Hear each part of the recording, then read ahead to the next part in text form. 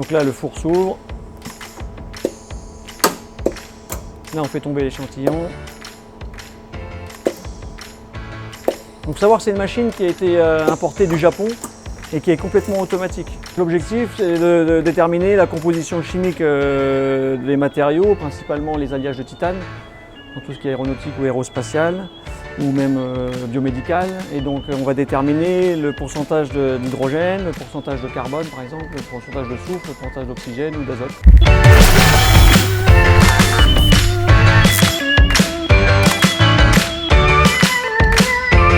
Le CRITEM DTS, c'est un centre de ressources technologiques labellisé par le ministère de la Recherche. Et donc nos missions, c'est l'accompagnement des entreprises et plus spécialement des PME locales dans leurs projets d'innovation et de recherche et développement. Nous sommes spécialisés dans tout ce qui est caractérisation et essai sur les matériaux et les traitements de surface. On a une spécialisation dans tout ce qui est dispositifs médico-implantables, pour laquelle on a une réputation nationale et même un petit peu au-delà, et ce qui nous permet d'avoir des clients sur toute la France, et on fait même 25% de notre chiffre d'affaires à l'étranger et hors de France. Ici, on fait des essais de tribologie. La tribologie, c'est l'étude des frottements, de l'usure par frottement en particulier ici. Alors là, c'est une machine d'usure multiposte. Il y a 6 échantillons testés. C'est des échantillons de prothèses de hanche. C'est dédié aux prothèses de hanche, cette machine. Après, on peut aussi installer n'importe quel type de pièce à partir du moment où c'est des liaisons sphère-sphère avec des mouvements basés sur 3 rotations. C'est-à-dire qu'un cycle de charge sur cette machine se déroule en une rotation autour de chaque axe du trièdre du volume X, Y, Z. Il y a une rotation autour de chaque axe et 2 pics de charge, des charges axiaux qui sont appliquées par le dessus ici, 2 pics de 300 kg. Donc ça, c'était un cycle. Un cycle, ça dure 1 seconde, on en fait 5 millions sur ce type d'essai. Alors les prothèses de hanche, finalement, sur un cycle, elles vont subir ce genre de choses. Elles vont subir cette rotation-là, celle-là et celle-là, plus l'équivalent de 2 sauts, comme ça, sur un pied, en 1 seconde. Ensuite, il y a des phases de mesure pendant cet essai-là. On va venir arrêter, mesurer les pièces dimensionnellement. On va chercher des ordres de grandeur de 5-10 microns, quoi. C'est ce genre de choses qu'on cherche à mesurer. Et c'est surtout les pesées en fait, qui nous intéressent aux phases intermédiaires et à la phase finale, puisque c'est la pesée qui va nous donner la perte de masse des inserts en PE, de la partie blanche ici. C'est l'usure de cette pièce-là qui nous intéresse. Donc on va venir les peser et on saura de combien elles ont maigri entre guillemets, quoi. Ici, c'est une étude qui date de quelques années maintenant sur des stents coronariens. Donc des stents coronariens, c'est des petits dispositifs en alliage à mémoire de forme, donc qui reprennent leur forme initiale à une certaine température. Et donc l'astuce, c'est que la température à laquelle ils reprennent leur forme initiale, c'est 37 degrés, la température du corps humain. Donc quand on les met dans une artère bouchée, et ben, sous l'effet de la température du corps, ils reprennent leur forme initiale et puis ils se dilatent et donc ils débouchent l'artère.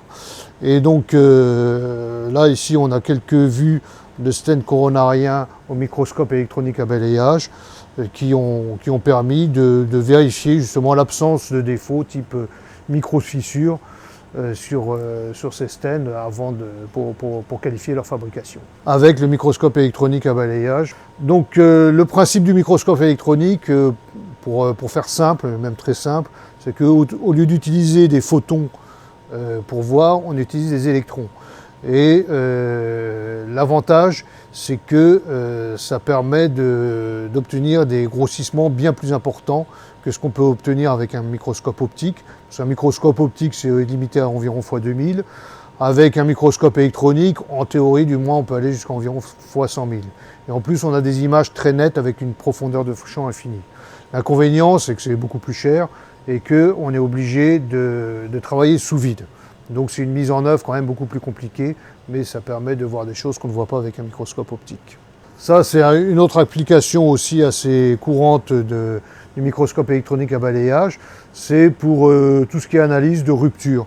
Donc là, on a une pièce métallique qui a rompu, avec un site de rupture là qu'on voit bien. Et donc, on observe à très fort grossissement ce qui se passe. Et puis, les gens qui travaillent chez nous, savent interpréter ça et savent déterminer le type de rupture et les causes probables de ces ruptures. Alors c'est toujours couplé à des examens complémentaires, notamment des coupes micrographiques, mais c'est un élément important pour pouvoir comprendre ce qui s'est passé. L'objectif, c'est de déterminer la composition chimique des matériaux, principalement les alliages de titane, dans tout ce qui est aéronautique ou aérospatial, ou même biomédical. Et donc on va déterminer le pourcentage d'hydrogène, le pourcentage de carbone par exemple, le pourcentage de soufre, le pourcentage d'oxygène ou d'azote, par les appareils de combustion, ou alors après dans les appareils genre fluorescence X, tous les éléments comme aluminium, vanadium, fer, tout ce qui peut constituer en fait la matière en elle-même et qui est sujet aux normes et donc qu'on est obligé de contrôler. Pour le doseur d'hydrogène, donc en fait on a des creusets en graphite dans lesquels on vient introduire nos échantillons de ce format-là. Et ensuite, ils vont être introduits dans un four et on va chauffer dans les 2200 degrés, 2500 suivant les matières, pour en fait évacuer on va dire les gaz à l'intérieur de la matière. Et on va faire ici par différence de conductivité thermique pour déterminer le pourcentage d'hydrogène massique dans la pièce. La conductivité thermique, en fait, sur le principe, c'est on a deux filaments de tungstène sur un conduit Stone. En fait, deux filaments de tungstène qui sont balayés que par le gaz porteur. Donc là, ici, c'est de l'argon. Et deux filaments de tungstène qui sont balayés par l'argon et les gaz qui s'échappent. Donc on élimine un peu les gaz qui nous embêtent et l'hydrogène va créer une différence de potentiel. Ils vont être piégés les autres et l'hydrogène va faire une différence de potentiel et plus la différence de potentiel est importante et plus il y a d'hydrogène dans la matière.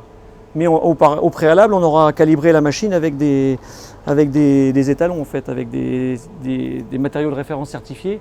Comme ça on va faire une droite d'étalonnage de 0 à 200 ppm et à partir de ce moment on sait à peu près, on sait exactement une différence de conductivité thermique de temps, ça fait tant de pourcentage en ppm. Partie par million, donc 10-4%. L'échantillon il est déposé à l'intérieur du carrousel et après le toboggan ça va s'ouvrir, le toboggan va faire tomber dans un premier sas ici, l'étain va tomber dans le deuxième sas ici parce qu'on a besoin d'un accélérateur pour la combustion, c'est l'étain. Il va tomber ici, après le robot va venir chercher un creuset, le placer dans le four et comme ça on aura notre creuset, l'étain et l'échantillon inconnu ou l'étalon. Il va faire tomber au fur et à mesure l'étain pour en faire un bain. Et après l'échantillon tombera pour être analysé. Voilà. Donc là le four s'ouvre. Là on fait tomber l'échantillon. Donc savoir c'est une machine qui a été importée du Japon et qui est complètement automatisée. Et en fait on ne sait même pas sûr qu'il y en ait une d'autre en Europe.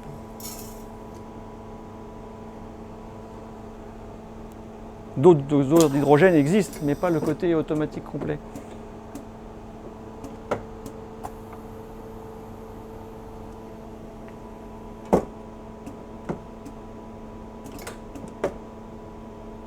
Donc là, il va refermer.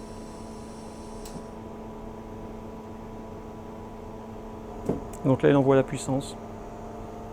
Donc après, les autres étapes, on ne verra rien, ça va se passer à l'intérieur, parce que maintenant, l'étain il est là, l'échantillon il est là, donc ça va faire comme des petits bruits de sas en fait, ça fait des petits clics, mais après le principe c'est on passe un courant, donc une électrode inférieure, une électrode supérieure, ils sont en cuivre, le creuset lui il est en graphite donc il est conducteur, et au final on a la température, on passe comme ça par un ampérage, mais malgré tout on perd beaucoup de graphite aussi, du graphite qui vient polluer un petit peu là, donc on est obligé d'arrêter par un filtre à poussière avec de la laine de quartz. Et on nettoie au fur et à mesure le four qui se salit avec la poussière de graphite.